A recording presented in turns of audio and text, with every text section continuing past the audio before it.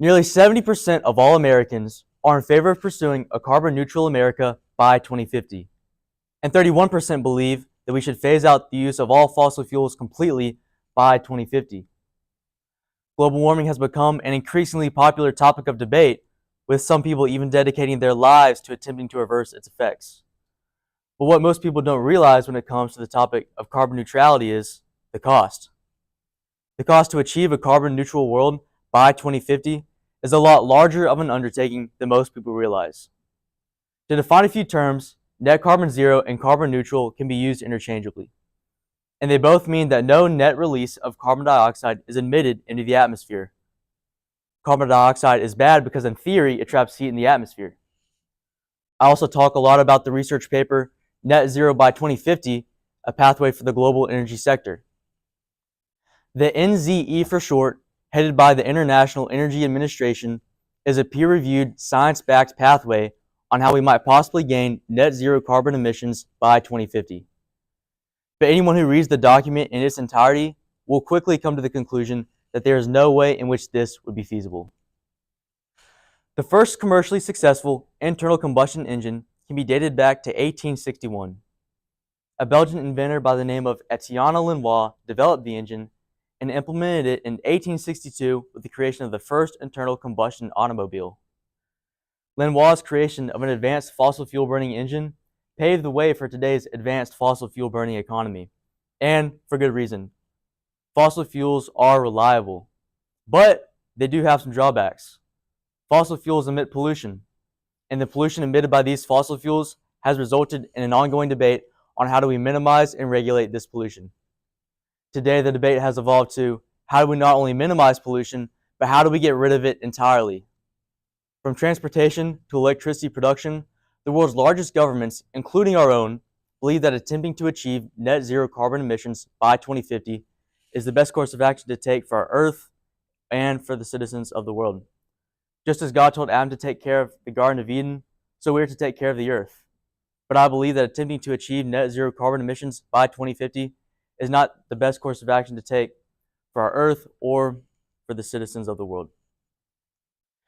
Roadblocks, soup throwing, superglue. What do all these things have in common? Protests, specifically Just Stop Oil protests. Just Stop Oil protests have recently been gaining traction among environmental conservationists and climate change activists alike, especially in Western Europe. I'm sure you've all seen this group committing acts of vandalism by doing things such as throwing soup at the Mona Lisa, gluing their hands to the road and impeding traffic, all in an attempt to get their point across, which is to tell oil companies to just stop producing oil. Life is roadblocks, but the roadblocks caused by these protesters only negatively leaves an impact on the lives of others on a daily basis. Though this group is adamant in fighting for a greener future, they do not truly understand the cause for which they are fighting. Whoever wants to live a better life will not find it in the NZE. Whether we are looking forward to satisfaction and lowered electricity costs, or anticipating the adoption of clean energy practices, attempting to achieve net zero carbon emissions by 2050 would not fulfill these cravings. And not only would it leave us wanting more, it is unachievable for a multitude of reasons. In order to achieve net zero carbon emissions by 2050, there are 6 sectors that need to be addressed: technological innovation, active decarbonization of energy, carbon removal, behavioral changes in policies, reduction of the oil industry, and lastly, government agencies around the world will need to be working in collaboration with the goal of achieving net zero carbon emissions by 2050. Now, just by looking at all the broad categories that need to be addressed, should show someone how unlikely it is that we would be able to design and implement all the necessary innovations in a span of the next 26 years. So is it worth pursuing net zero carbon emissions by 2050? The answer is no. There are many reasons for this. Firstly, the technological innovation associated with going net zero carbon emissions involves a large amount of time and money. The burning of fossil fuels and coal to generate electricity has led electricity to become the single largest polluting energy sector in the world. In fact, electricity production accounts for 36% of all energy-related emissions today. So due to the nature of pollution from electricity production, this means we would have to implement solar, wind, hydroelectric, and geothermal power plants to generate new, clean electricity. But these are all costly and come with potential weaknesses. It is estimated that the cost to achieve the necessary level of renewable energy just in America would be roughly $800 billion per year, compared to the $260 billion we spent on electricity in 2020. Also, there are days when the sun doesn't shine and there are days when the wind stands still. Renewable energy is simply unreliable. Therefore, the only way to make a reliable, renewable grid is to implement a large, complex system of energy storage batteries. It is estimated that there are 18 gigawatts of battery storage available globally, but this number would need to be increased to at least 3,100 gigawatts to reliably support a renewable grid. Along with the topic of electricity production, there is a near increase of 300% in electricity production. This is due to things like the transportation industry going full electric. By 2035, we would need to ban the sales of all fossil fuel burning vehicles.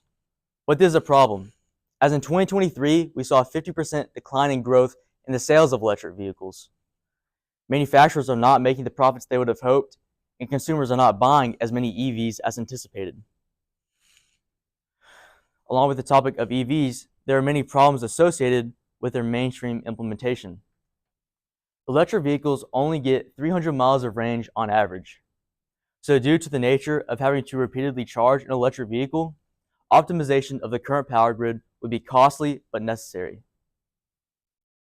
Also, electric vehicles only currently surpass fossil fuel burning vehicles in emissions at 40,000 to 90,000 miles. There are a few reasons for this, with the main one being dirty manufacturing processes associated with battery manufacturing. This means it could take up to 9 years of driving an electric vehicle for it to become cleaner than its fossil fuel burning vehicle counterpart driven the same amount of distance. This is not a horrible statistic, but it is one that is necessary to refine if we want a sustainable network of electric vehicles in our near future. And if we want to be able to handle an increase in the consumption of electricity, the grid also has to be able to handle the increase. Electricity consumption jumps from 27,000 terawatt hours in 2020 to over 71,000 terawatt hours in 2050. And since electricity production accounts for 36% of all energy-related emissions, this means not only do we have to produce nearly 3 times the amount of electricity, but we have to do so all in a way which reduces our carbon emissions. The next major technological development is the development of carbon capture utilization systems. CCUs include direct carbon capture and storage of captured carbon. CCUs are already under development, but it will still take many more years before they are ready to be implemented into mainstream industry. Next, consumer behavior and policy changes must be made. Consumer behavior plays a big role in the NZE, as it is ultimately the consumers who make the switch from fossil fuel systems to renewable ones. People must do things like convert homes to zero carbon homes, help fund a renewable grid, switch from fossil fuel systems to electric ones, charge EVs at allowed hours, and pay for all of this through tax dollars and personal investment. Governments must also incentivize net zero carbon adoption by doing things such as implementing gas taxes and carbon taxes. Next, the oil industry in America currently contributes 312 million tons of CO2 into the atmosphere per year. But due to things like the plastics and aviation industry, it is impossible to get rid of the oil industry. Therefore, the only way to further reduce oil industry emissions is to utilize even more carbon capture utilization systems. And lastly, all the advancements and changes in new technology need to be shared among the world's largest and smallest governments. It is mandatory that all governments work together with the goal of incentivizing net zero carbon adoption among its citizens. But due to the nature of large governments being at odds with each other, it is unlikely that this would ever happen.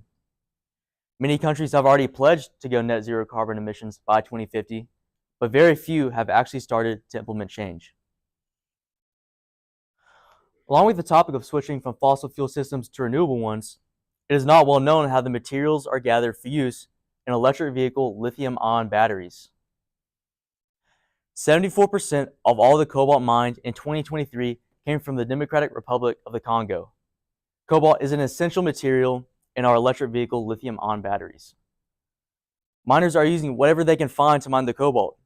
From shovels and pickaxes, all the way to scraps of rebar, miners are gathered into cramped pits, mining the materials necessary for use in our phones, our energy storage systems, and most importantly, our electric vehicles. This turns the problem of electric vehicles from an economic issue into a moral issue. Many historians are calling this modern-day slavery. An all-electric future should not rely on slave mines like these. And if we want a sustainable network of electric vehicles anywhere in our future, then this problem needs to be addressed.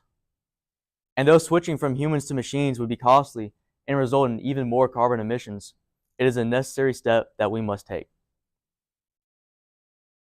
Global warming advocates stand on the belief that global warming is a real issue. Global warming can be defined as a long-term increase in Earth's temperature, which some believe is largely caused by carbon pollution in the Earth's atmosphere. Climate change is the idea that the Earth is changing to an undesired state due to human negligence. Believers in this ideology say carbon emissions leads to global warming and that we must achieve net zero carbon emissions by 2050 to reverse it. But these people are misinformed in their beliefs. Many proponents of global warming would say the Earth has been increasing 0.14 degrees Fahrenheit per decade since 1880, which is 2 degrees Fahrenheit total today. But this is too specific a number and too specific a time period to be believable. Not only because of the lack of instrumentation available to measure global temperatures since 1880, but because of the lack of samples and documentation of global temperatures.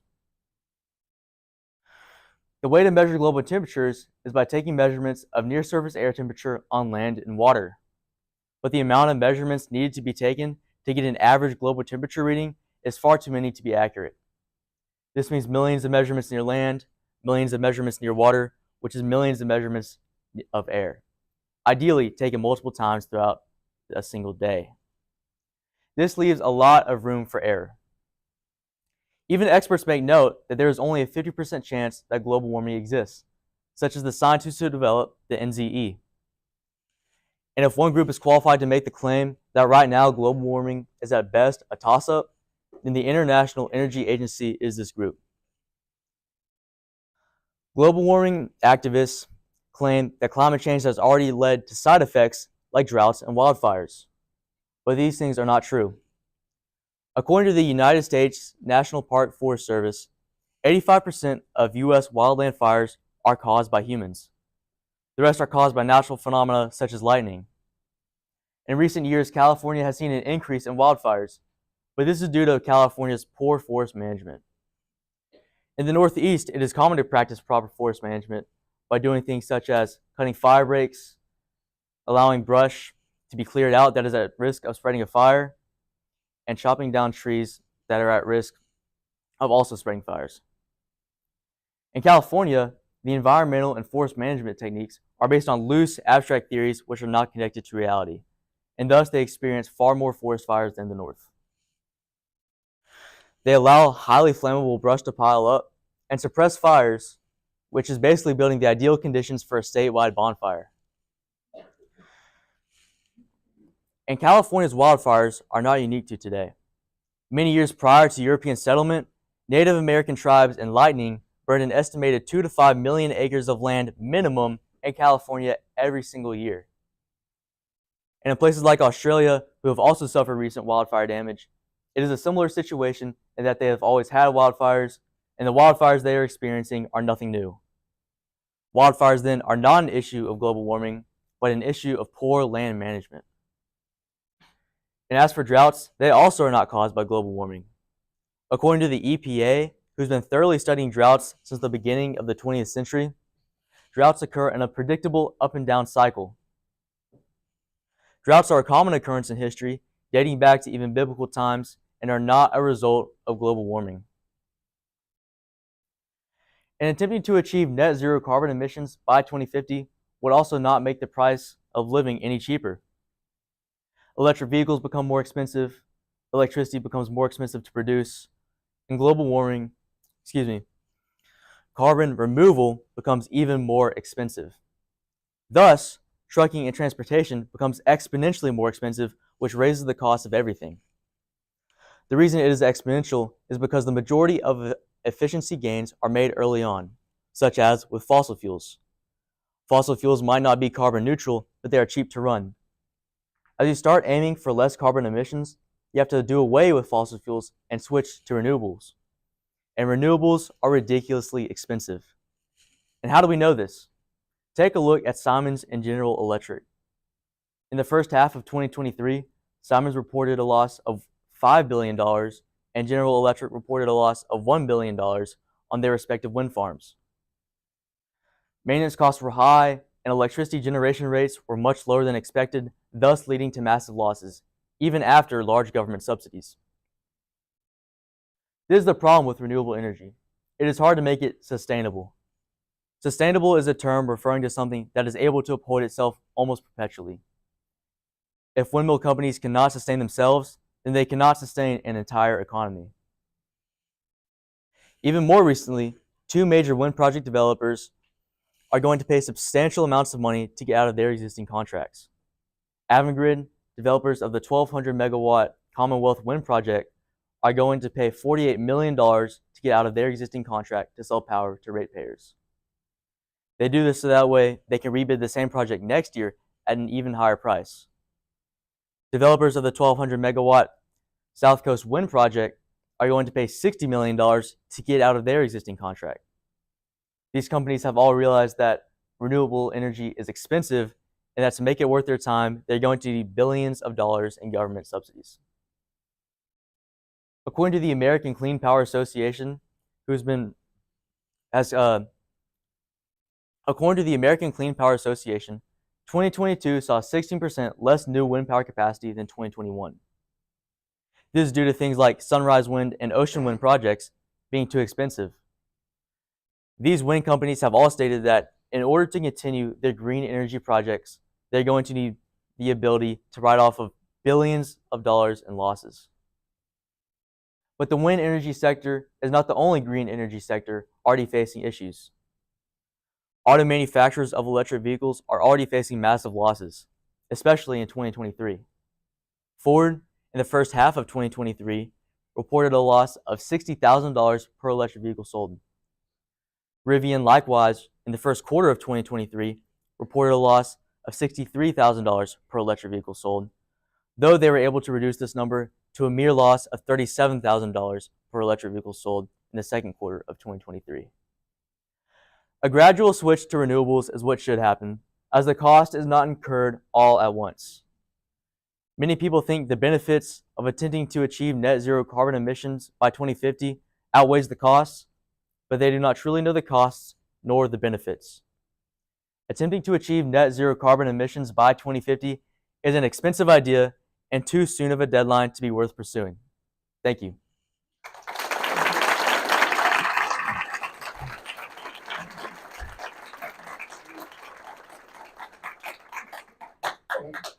Would now like to open the floor for questions.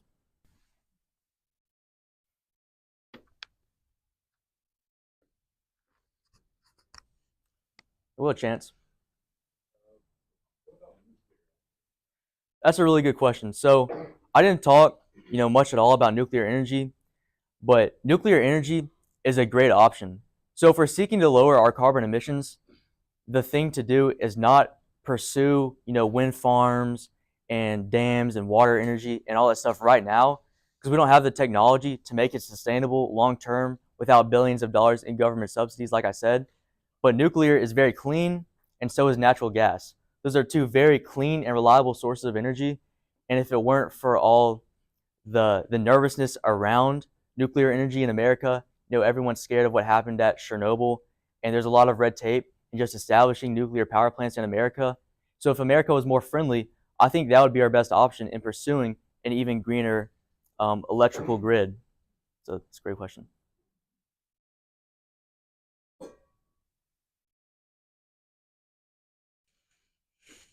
Did you find the impact of all of those batteries being created, used very quickly, and then dumped into the environment? That's something you saw on research. Yeah, so I don't remember the exact numbers, but all the lithium, all the cobalt that has to be mined for use in an electric vehicle, lithium-ion batteries and the like, is tremendous. You'd be blown away by the amount of pollution that gets into our waterways, back into the earth. And so just that alone creates a lot of things that we should be worrying about. And so after they're in the car, it's not uncommon to have to replace these after 100,000, 200,000 miles. And so if we're having to replace batteries that often, you can't really recycle them without it's a long streamless process, resulting in even more emissions. And you can't dump them either because they'll leak their corrosive materials into the ground. So it's kind of interesting on when you research, electric vehicle batteries and you see what all goes into them, and you just see the environmental impact that they have. And so right now, I don't see it as a very big environmental plus because batteries are all going to have to be changed out eventually, and all the waste that comes from them is we can't utilize all of it right now. So something we should look into. As you're researching your topic, I'm curious, what do you think are like some of the biggest wins that we should actually go for to see what you're talking about? Are you speaking just for America or for the world? Either one. Either one. I think America, we're doing really good right now. We've reduced our carbon emissions a lot. We have so many rules and regulations on cars, power plants, electricity production, all of those things. We're doing pretty good. China produces a third of the world's emissions, and India is pretty close by with producing emissions and pollution. And so if the world could work together towards one common goal, it would be to get China and India's pollution down. Because no amount of, even if we achieve carbon neutrality in America and offset our carbon emissions, by a couple 100,000 million tons of CO2, whatever it be, we still couldn't keep up with the pollution that China is making, and they're just going up every year. So if there's one goal that I think the world should be striving for, is to make those countries and third world countries cleaner. But easier said than done. Good job.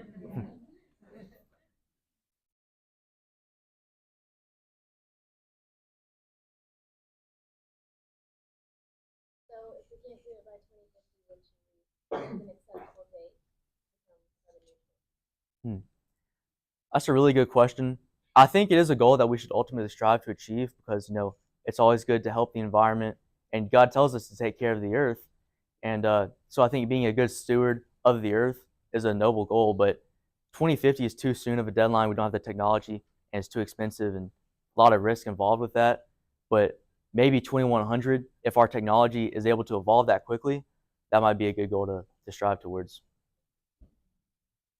And the reason people want to achieve it by 2050 is because they think once we reach 2050, if we haven't gone down in carbon emissions, then global warming will have increased so much that it's irreversible. But like I said in my paper, global warming doesn't have an adequate enough amount of evidence to prove its existence. And so right now I think it's foolish that we're trying to base something so great off of something with such little evidence. My thought. I have a question about your portion on the slavery, and I wonder can you tell us what is currently being done to bring attention to this? Yeah, so the news stations don't talk too much about it because I've looked up articles and stuff, and the main media outlets I haven't seen post anything about it. But smaller news outlets and podcasts I've heard talk about it, and so they're trying to bring it to light because we have women and children working in these mines. They're breathing in toxic dust. Their lifespans are dramatically reduced, and they're getting paid pennies on the dollar. And it's a very tragic thing that's happening, and it needs to be brought to light. But I haven't seen much done to getting that to light. So Do you have an idea of how we could influence that process? really, if you can start talking to people and getting that in people's minds, they'll do their own research, look into it, and see, wow, this is actually a big deal because this stuff is still happening in our world. And so if you can get people to start actually thinking about it and have to think for themselves on the matter, that's a really great step in the right direction. Welcome. Are there any practical steps we can take and implement in our own lives to reduce carbon emissions? That's a great question. So, a lot of people like electric vehicles, and like I said, it takes up to 9 years to offset the emissions that comes from manufacturing of electric vehicles. But ultimately, things like electric vehicles and solar panels will become greener over time. And so those are the two main things I would do. Own an electric vehicle, but you have to own it for a long period of time. You can't swap it out every 50,000 miles. So own an electric vehicle for long term and get solar panels. And solar panels are also a good investment.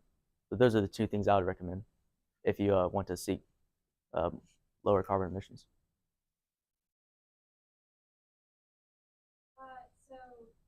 So the way that you stated, like, there's not evidence, there's like very little evidence for global warming. So do you believe that it just doesn't exist, and is there evidence against global warming existing? So, I said the people say it's been increasing 0.14 degrees Fahrenheit per decade since 1880. So the way to measure global temperature is you take measurements all over the Earth. Every single 1 meter block of air needs to be measured, and the amount of factors you'd have to account for, and oceans that we don't have buoys and weather balloons and all that, you can't account for all that, especially going back to 1880. And the fact that temperature can change upwards of 30, 40, 50 degrees in a single day. So if you're not measuring, every minute or every 30 minutes, then you just can't get an accurate reading. And so if you look into the data that people present for the charts that say there's an increase in global warming temperatures, it doesn't line up with where they're getting their data from and the amount of data they're putting into it. Because if you're only taking a few blocks over the world and filling in the rest of the holes you don't know, you can make the data say whatever you want. So they don't really make a convincing argument for global warming at this point.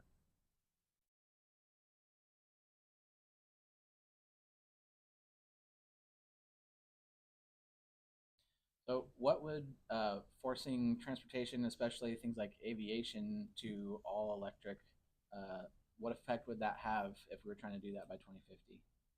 Yeah, so for aviation specifically, there's been talk of trying to convert it to electric, but everyone who's looked into it, they've determined that beyond very small, lightweight aircraft, it's impossible. You just can't do it. You can't fit enough energy into a battery and to be able to hold all the weight and get it, propelled through the air for enough distance to make it commercially or, just personally viable. And so the aviation industry is never going to change. We're always going to need fossil fuels for it, unless there is some slight chance that the technology increases that much that we can make them electric. It's not going away anytime soon. It's time? Okay. There are no further questions. Thank you.